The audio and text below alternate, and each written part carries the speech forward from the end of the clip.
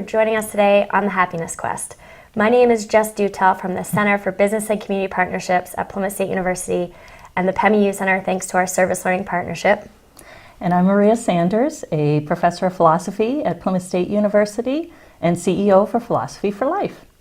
And today on Happiness Quest, our topic is connecting with happiness. So we're going to look at all different kinds of connections, starting with the broad community. This one plays nicely into our direct research question on the Happiness Quest that's being held here in Plymouth. We're looking at how a town-wide focus on happiness can impact individuals' self-reported levels of happiness. And it's probably important for us to draw that distinction that it's not really whether or not connections increase our level of happiness that we're looking at, although that is probably most of what we'll talk about today, because it has been well established, as we'll see in today's show, that research continuously is showing connections tend to raise individuals' level of Connections happiness. matter. Connections matter. Other people matter. How we react to other people matters. But in the actual Happiness Quest, we're looking at how those connections impact. So if, let's say, I show up for an event versus planning an event or volunteering at an event, does the different type of connection impact how I report my level of happiness? So this coming October, we'll get to see how those results turn out. We have some inclinations, right? At least I do. And I've had the opportunity to be involved facilitating the work coming out of the Happiness Quest. And that level of involvement has definitely impacted me in my professional and my personal life. So I have some theories, but we'll have the opportunity to actually see. Right, if the data supports those theories. Right. Well, and I'm very interested in thinking just ancillarily with the research that we've already talked about on this show, but things like stress and worry. I'm not sure it's going to be as straightforward as saying, oh, someone who's more directly involved in the planning of an activity tends to report higher levels of happiness. I would surmise there are going to be a lot of variables and factors that And impact there's some it. stress associated with facilitation of activities, right? Exactly. But I will say from the very beginning, every time I've been a part of a meeting, a planning meeting, planning to come here and film with you, I've always left feeling lighter. Oh, that's good. Yeah, and just talking about happiness, I think, cultivates that sense of joy. Well, it puts it in the forefront of our minds. Yeah. And there is very direct research when we look at those connections that we make, both at a broad level with our communities, and I do say plural communities because at any particular time in our life, we belong to numerous societies and communities. Absolutely. And ideally, they work well together. That's not always the case, especially I think with adolescents and young adults. They may find themselves with different social groups that don't play well together. And it can cause a lot of discontent in the individual's life. So it's interesting when we think about this from that perspective of the social groups that we belong to. But let's start by talking about at the broadest sense, and then we can kind of drill down a little more narrowly. But when we think about community in its broadest sense and being connected with our communities, what the research tends to show is the quality of those connections matters. So if I'm more broadly connected, and not just in narrow, small groups, but I have a broader affiliation with, let's say, my town or my school or my nation. You know, do I identify with the nation that I was born into? That it tends to install a sense of belonging in the individual. And that sense of belonging is key in terms of how we define our connections, right? Well, and it's actually the factor that at least the research seems to be showing is boosting individual self-reported levels of happiness. It's that sense of belonging in the connectedness. So it's not necessarily a direct reaction, oh, I'm connected so I'm happier. It seems like there are other variables that tend to promote happiness, and it's those variables that we're seeing in the connectedness. And one of them has to be with this sense of belonging. Another one is our sense of self-worth and how we view So connection with internally ourselves. Right. And that is so important because a lot of times when we talk about connection, we automatically go to connecting with the other, connecting with communities or with friends. but you have to almost begin with a connection sure. internally. How we connect with ourselves impacts our ability to connect with others. It's basically getting comfortable in your own skin. For sure. Getting comfortable with who you are, the types of things that you like doing, and that balance, which tends to keep coming up, the balance between what externally we're fed should be things that we're connected with or that we're at ease with, versus the things that internally we're almost hardwired or driven to want. Right. And it varies from individual to individual. Absolutely. So finding that balance and really taking intentional control of our own lives goes a long way when it comes to the connection internally. Yeah. It's interesting when we think about connecting in community, especially in a rural community. I think that plays an important piece because it can be somewhat isolating depending, how far down the street your neighbor is.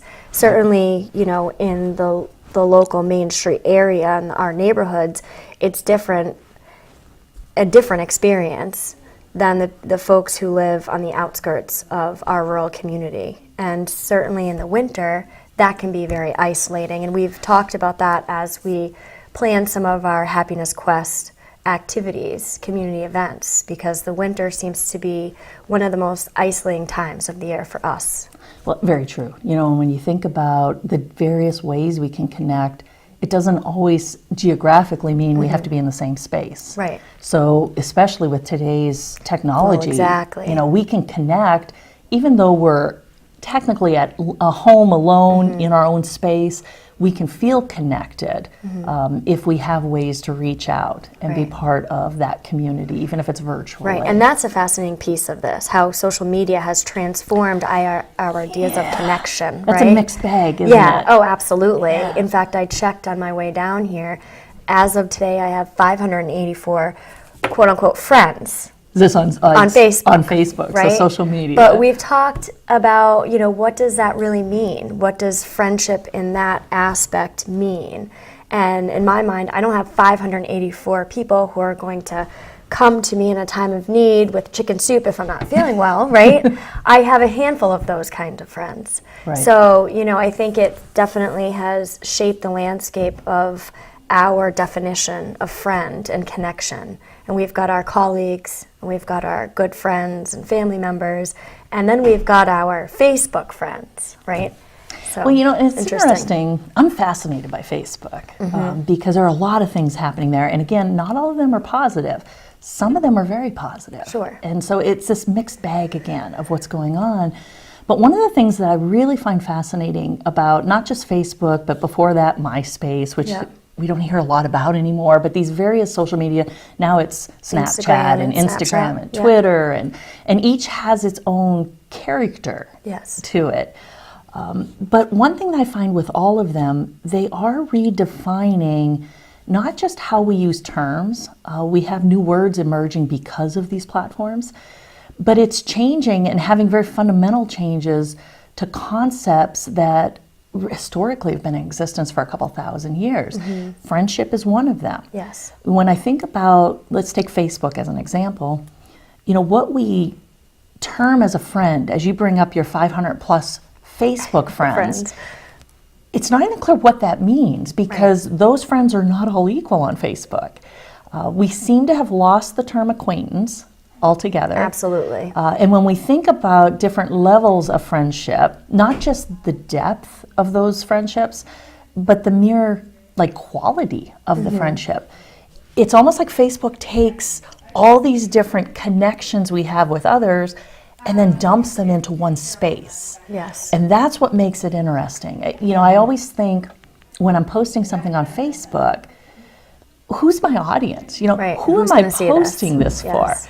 And it needs to be a really general audience, which doesn't always happen. When I look at the postings that come in, it's this odd mixture of, okay, now we're speaking to this subgroup, or now we're posting to a larger group, and then how do individuals react when people either like or do nothing in response to their posting, or now you have the options of these various icons, so you can love it, not just like it. And going back to the component of self-worth, that definitely, in working with specifically young people, that has played a significant role in their self-identity and their concept of self-worth. Well, in and even terms their how many concept of likes. friendship. Oh, How absolutely. they talk about friends and who is a and who's friend. approving and who's not. So I love Facebook for the ability to connect with family and friends who are not anywhere within my geographical location, right? So I do too, family because and I've friends moved around a across the lot, so I have a country. lot of friends that Absolutely, aren't local. across the Yeah. world, and Yeah. these close friends and relatives can see my children grow up through the pictures that I post. But again, who am I posting those pictures for? Specifically them, but all of my 584 friends can Right. see those pictures in those posts. And so on one hand, it keeps us connected, and on the other hand, it can actually isolate us. Because if we're sitting behind a screen connecting with the world, then we are not doing that human to human, face to face. So Yeah, how it's deep, how fascinating. meaningful Right. are those connections? And when you bring up the feelings of isolation, especially some of the recent research is showing, not necessarily within a happiness context, but where they're looking at social media, especially within the youth, that there's this phenomenon that's starting to emerge where they're watching all these different lives out there who have cherry-picked what they're going to Sure. put out there. They're putting Oh, their best absolutely. face forward. But how it's received can often be, my life doesn't measure up. So it's taking a real hit to their self-worth because they're piecemealing maybe 10 or 20 different lives together, taking just the best of each of those Right. lives. They can feel lonelier and more alienated than Exactly. ever, even though they have the 500 plus Facebook Yes. friends. If I think about the images that I post, I share pictures that represent the best of my experiences with my children and my partner and my work. I don't post pictures of my children having meltdowns or the stressful moments where I'm trying to figure out who's going to pick up a kid from baseball because I have to be at dance. I don't post those things, the And I have to hardships say, and the stressors. I think it's really good that you don't, because especially for children, it does go out there Oh, and beyond it's there forever. that parameter Yeah. that we think. And this is something, one of my previous positions, I was actually an in-house legal counsel for a college. And a large part of what I did was investigations involving faculty, or could be really serious things with students, but it was mainly faculty or administrators or staff that potentially could escalate or had already escalated into legal infractions.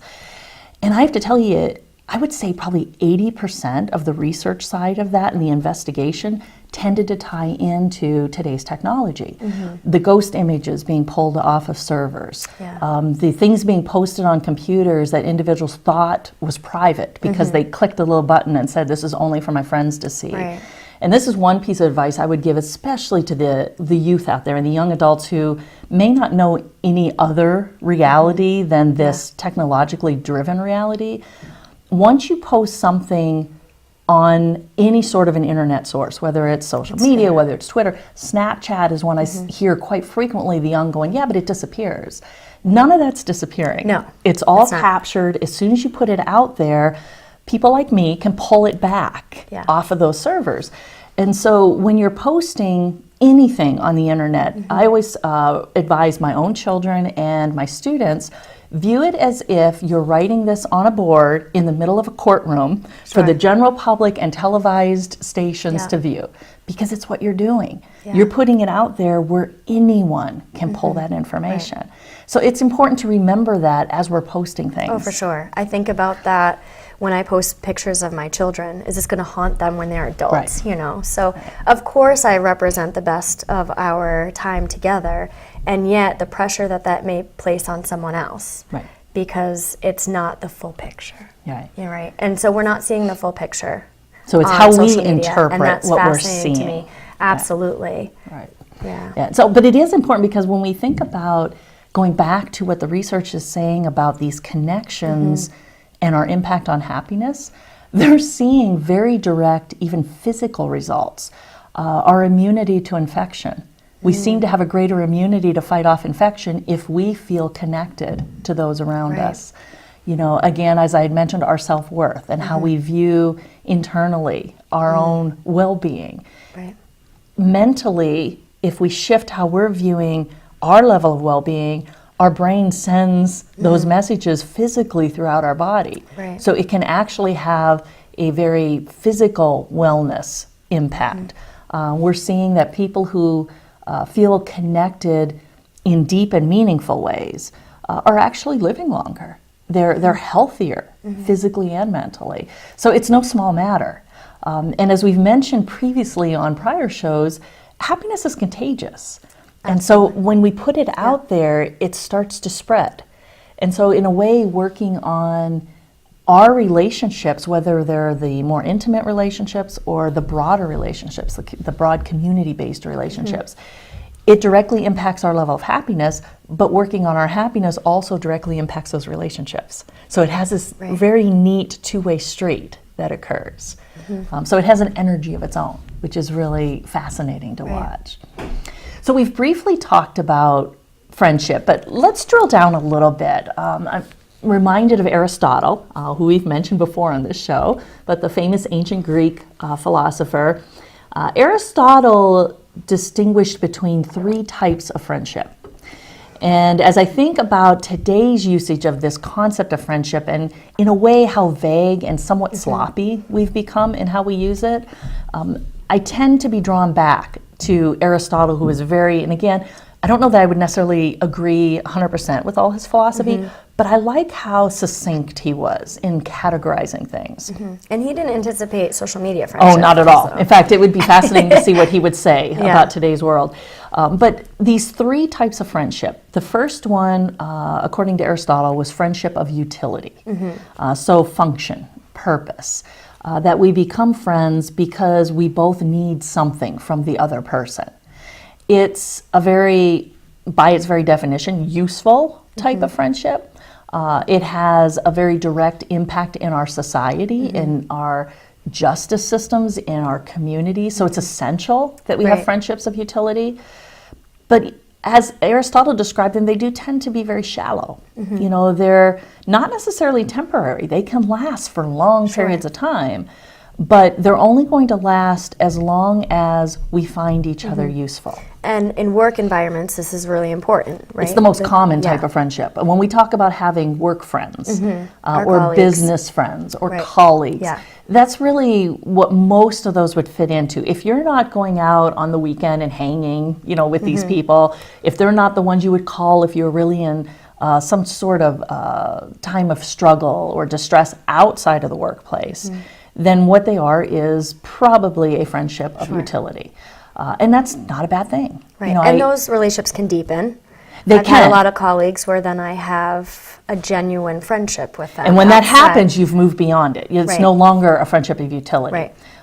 But friendship of utility, like I talk to my students, most of the like study groups, or you have a friend because you're in a particular class. When the class ends, you might greet each other if you see, say hello on campus. but you're not calling each other up, and you're not planning times to hang out. Those were friendships of utility. And when the usefulness ended, the friendship basically ended because it was this short-term, I shouldn't say short-term. It was this temporary friendship, but it was looking at some sort of long-term impact. So if we think of like the study groups, long-term impact is the grade in that class, how that impacts their overall transcript, and then eventually the choices that they would like to make as they exit college.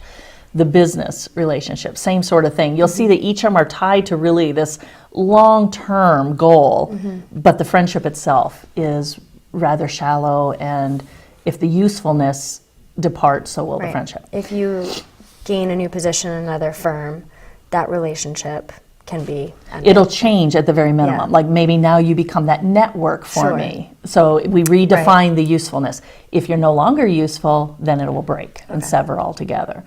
Which we were mentioning Facebook, this is where LinkedIn, another kind of more business social media, becomes interesting, because I think LinkedIn is in a way doing the same thing in this friendship of utility level that Facebook is doing in a more just basic social or general way.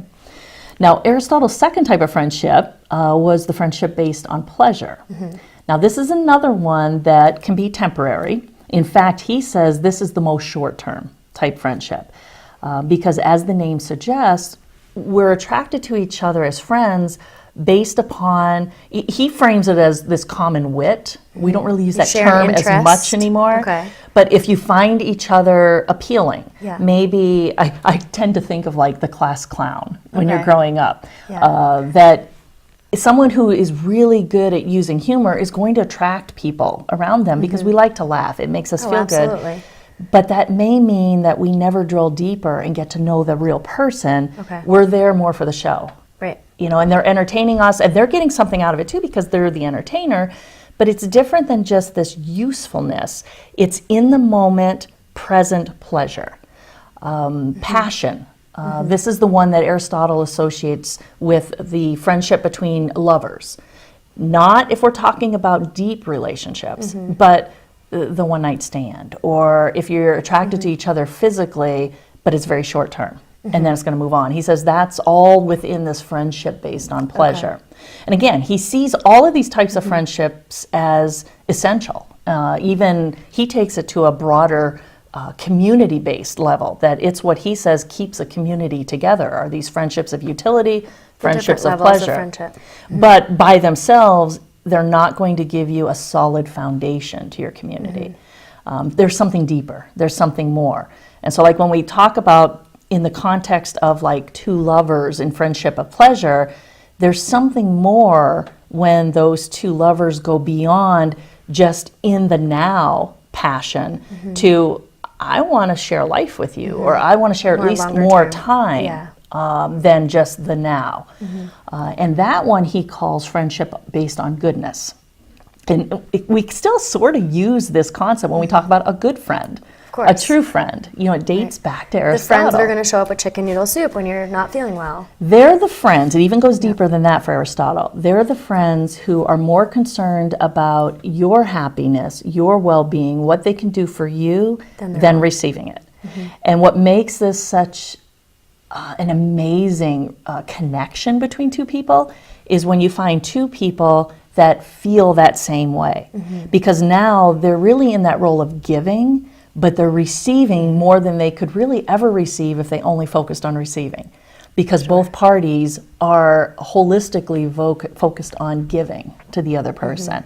And he says that is the true friendship based on goodness. It's the friendship where we're more concerned about the other person's character, who they are as a person, than these other, what I've been using his term, more shallow things of, well, how can I use you, or And what how can does I it get from benefit you? me? Right. And thinking of me, how does it benefit me? This is more, how does it benefit you? Putting the other person's needs first. And And what do I bring to your life? it comes full circle Yeah. by doing that. And that's the type of friendship that Aristotle thinks is essential to have a firm foundation and kind of a well-established community. Whether we're talking about a group of friends, or a town, or a state, or a nation. You know, I think about our nation right now. We're really divided as a nation. And that friendship based upon goodness is really what's largely at turmoil right now. It's the challenging of each other's character. Yes. You know, and do I value and appreciate and admire your character, or is it something I want to push away? And so we see the result, if we have too much of this divisiveness where we want to push it away, is we end up in a state of turmoil, not just as individuals, but on a much broader level. Oh, And absolutely. we're seeing it across our nation right now. Yeah, and that division based on fear, because we are struggling to understand or to see each other for who we are because of whatever difference is perceived, and we're not able to get to that level of goodness, of Well, friendship. there's a general lack of trust. That's where that Absolutely. fear is coming Yeah. from. Is when you think about this friendship based on goodness, There has that's to be a trust. lot of trust. I mean, Exactly. it's really, when you think about it, 100% trust Yeah. that you're placing in that other Yeah. person, because you're no longer focused at all on your own well-being. You're That's a investing scary into that place to person. be. Yeah. You know, our very Right, hardwiring. in a vulnerable place to be. Exactly, right? because our Yeah. very hardwire says, protect me. Yeah. You know, it's that survival instinct. In a way, we're pushing that out because now we're more concerned with that person's well-being and that person's survival than our own. You have to be in an environment of trust in Yeah. order to do that. And when that trust is broken, it can be absolutely devastating. You know, because of this the way the friendship is formulated, where they're constantly looking outwardly. So it can cause real deep pain when a friendship based on goodness splits or parts. Breaks. And probably then prevents you from entering into a similar relationship in the future because that pain is so real. It can. Again, when we think of this from a psychological more than philosophical perspective, it doesn't have to prevent you from re-entering another friendship based on goodness or deep friendship, but you have to deal with that pain in order to move be on. Able to invest that much trust in another human being. That's where a lot of individuals will get stuck. It's like they get stuck in their own pain, and you notice what happens, we're looking inwardly again. It's now about me again, rather than looking out towards the other. And we have to be able to turn that lens. Now again, it takes time. We've got to focus on me for a little bit because the me is injured. It's hurt. It's feeling pain. And they take the time to heal. They have to heal it. They have to think it through. You know, it's this, again, process reflective, intentional living. But once I work through that, then I am able to return and kind of look outwardly again. So it's a process, and it takes time, which Aristotle really stressed. All of these friendships of goodness, he felt there are many human beings that would go through their entire life and never experience friendship based on goodness.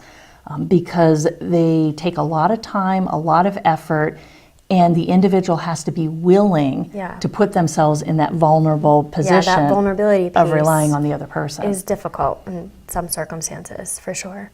So even today, when we think about how we toss around terms of, oh, this is a true friend or a good friend, or he would not classify all of those as good friends. It was a very high standard for him. And when we talked about friendship of utility and friendship of pleasure, it's important to note when you find and achieve that friendship based on goodness, you automatically have the other two. They're encompassed within the friendship of goodness. So that's like when you were saying, well, you know, I've started with some business friends that I would say are more like a friendship of utility, but it's grown. What you're probably either at or working towards is that good friend. It may not be fully there yet, but it's beyond merely a friendship based on utility. Because we will find pleasure with the friends that are based on goodness, and we find that they're useful. You know, but we're just no longer looking at how are they useful for me. It transcends those two levels and deepens the relationship. And I really believe that relationships are foundational in terms of our ability to really experience joy.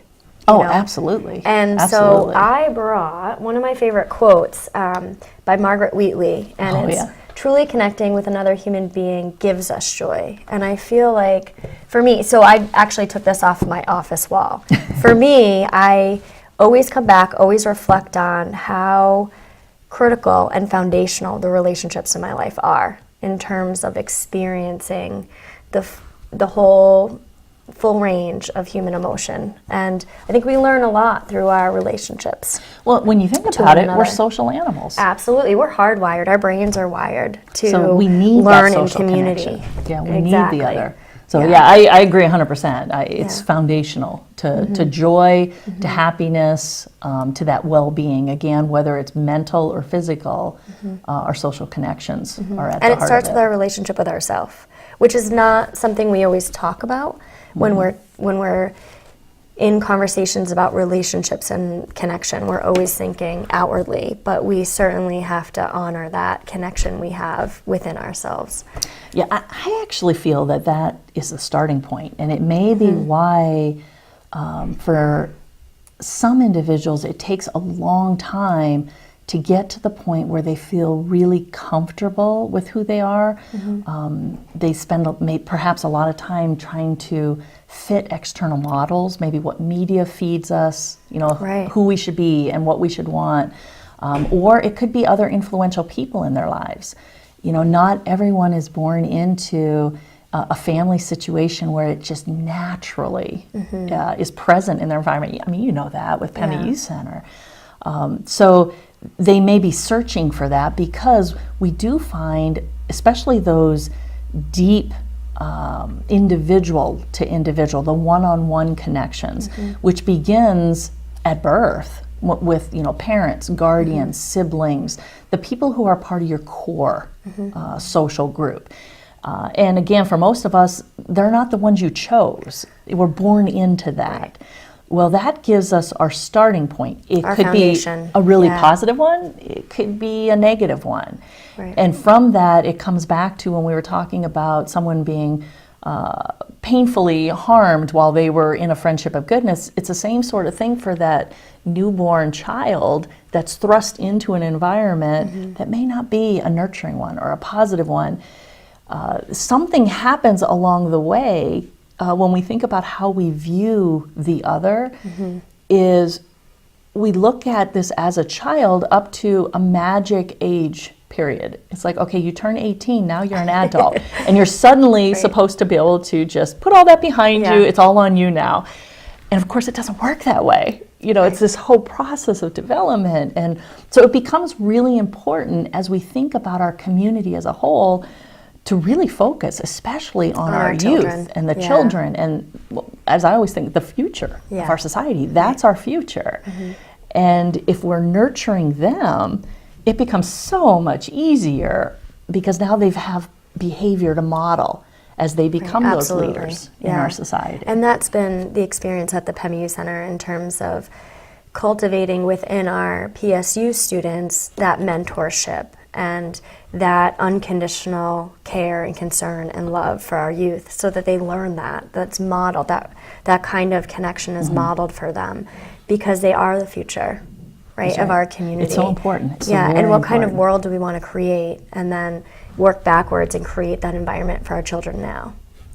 Well, and it's this interesting interplay, because I do at times hear more like judgments where we're valuing, or in many cases devaluing, the other, whether it's youth or it could be another adult. But especially in the case with youth, I always find it interesting to hear the judgments when in fact we have the ability to change a lot of that. Right. We hear a lot of it now with the latest generation, because there's a sense of entitlement that's coming with this younger generation. But again, that's a shared responsibility. I don't want to say, oh, well, we should be fixing that for them. There's a lot of work individually, that individuals who feel like somehow they're entitled to have everything handed to them. Something went wrong, you know, initially in this environment that they were raised in. But at the same time, we do also have an impact on that. Of course. And in how we react to it, and if we play into it, I am hearing more and more often, it's like, oh, well, that's that generation. If we condone it, then we're part of that entire problem. But again, the problem with entitlement and to feel that we're entitled is we're looking inwardly again. It's that focus that we've got to try to shift that external and think about the other. The internal will come.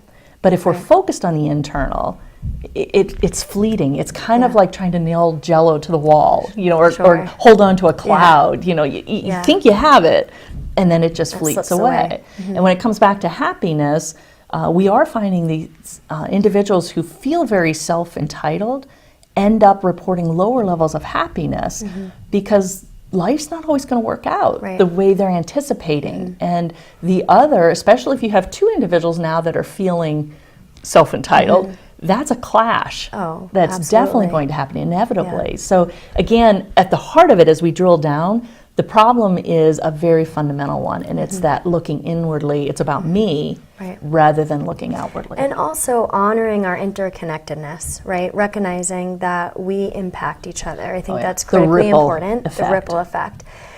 I had an experience recently where a middle schooler came to the PEMU Center and had her cell phone and said, oh, someone just asked me out on Messenger. Oh, how exciting. And now we're dating, right? We are quote unquote in a relationship. Great, well 2 hours pass and then, oh no, we broke up. And it happened all in a matter of 2 hours virtually, right? It didn't happen face to face. And I honestly think there is nothing that can replace human to human interaction. And unfortunately, what we're seeing at the youth center specifically is an uncomfortableness with dealing with conflict face to face, with looking into each other's eyes, with, you know, whether the case is, I'm going to break up with you, well, it happens via text message, or it happens on Facebook, or it happens on whatever social media platform. And it's less likely now to happen face to face because it becomes a little bit more uncomfortable if I'm used to chatting with you via my device. And so that's been really fascinating with me, for me, because in my mind, nothing can ever replace sitting in front of another human being and having a conversation and looking into each other's eyes and being in that moment together. Because it is about being that's present interesting in to that think moment. about. Again, I guess I have a little bit of a mixed reaction to it. I have always viewed technology as a tool. And that's one of my other Yeah. areas of research. When I'm not doing the happiness stuff, I'm looking at a lot of like smart home technologies and the robo-sapiens and humanoids and how technology is kind of moving our society. I feel like technology tends to get a bit of a bad rap where it's human error and not technology based. Sure. Even like here, these various platforms that we have, whether it's instant message or Twitter or Snapchat or Facebook, they all have the possibility of having a deep, meaningful connection. Now, it may not be an extended one. I mean, when I'm just posting one picture on Snapchat, but there is the possibility for something deeply to occur there. I don't know that it can occur in isolation. In other words, I do think maybe we need some of that, a little more direct contact aligned with it. And what's lost in translation in terms of subtle cues, body language, and we've talked before about, when someone responds to an email and it's hard to read into their tone, it can be translated in more Many than different ways. one Many way, different ways. right? So, But again, I don't want to go too far down that road because at the same time, I can misread your body language for very sure. easily. Yeah. And that's where I say I want to be a little cautious that we're not almost in a way pushing it off onto technology because it's really still us. yeah. And it's how us we're on the using other it. end of a screen.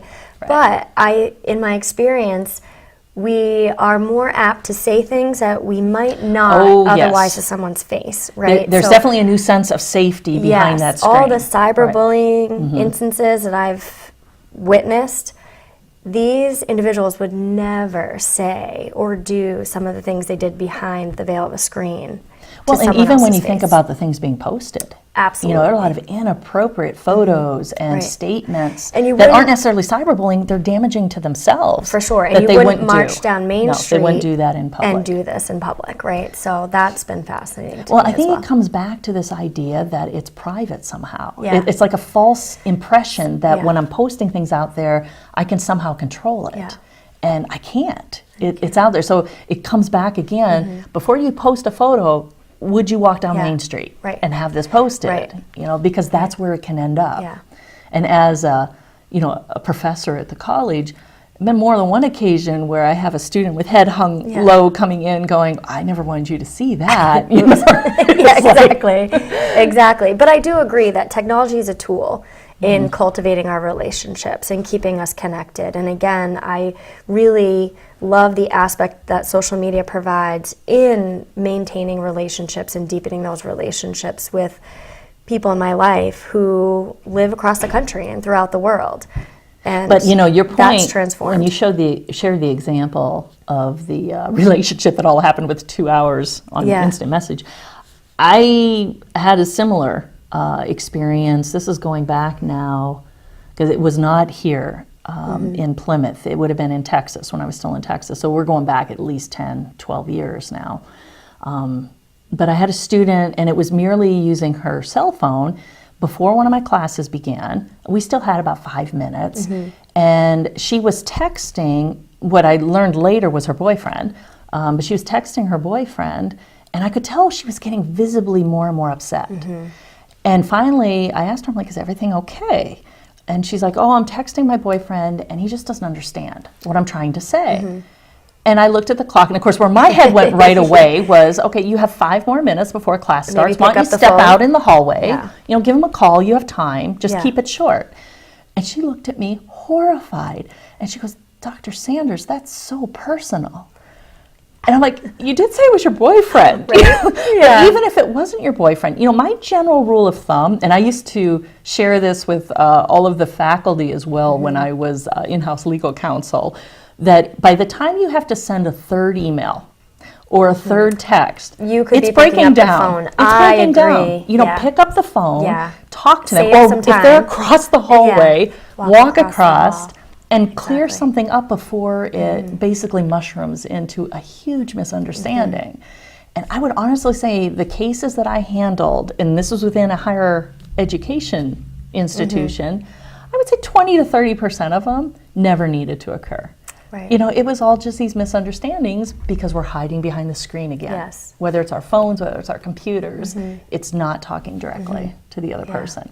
As uncomfortable as that can be, you know, having But those important conversations. to be able to have those uncomfortable conversations. It's where the connections happen. Yeah. It's where the connections happen. Yeah. When we talk about having deep and meaningful connections, whether it's with a broader community Yeah. or especially with friendships, and it's smaller groups or one-on-one, what the research is showing is the more open I am and honest with that other individual and feel that I have that in return, that they're being open, they're being honest, that we're sharing those difficult things to share.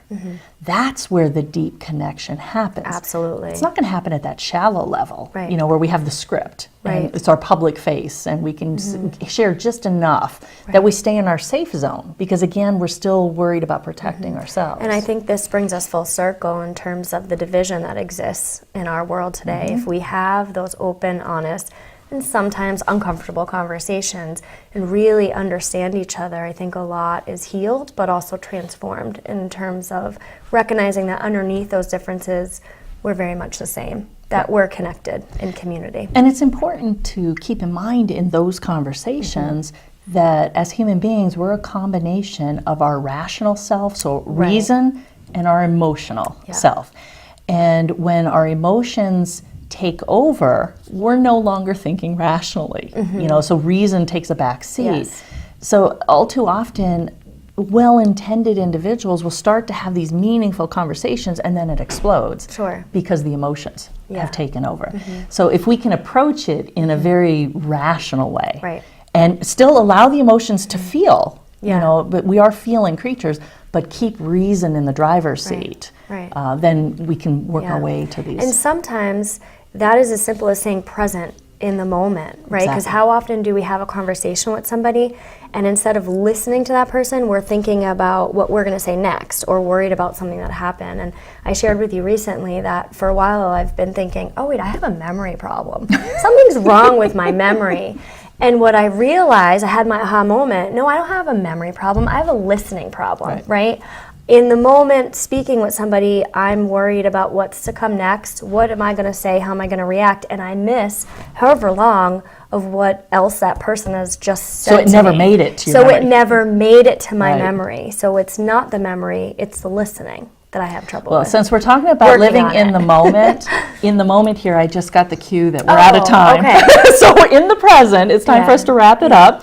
This is a fascinating area, Yeah, though. for sure. So when we think about our connections with other people, again, we would encourage you to consider a very broad interpretation of connection and relationship, from the broadest level of communities to connecting with ourselves and everything in between. Remember, happiness is contagious. So as we work on our relationships, we can increase our levels of happiness. And as we work on happiness, we can improve our relationships.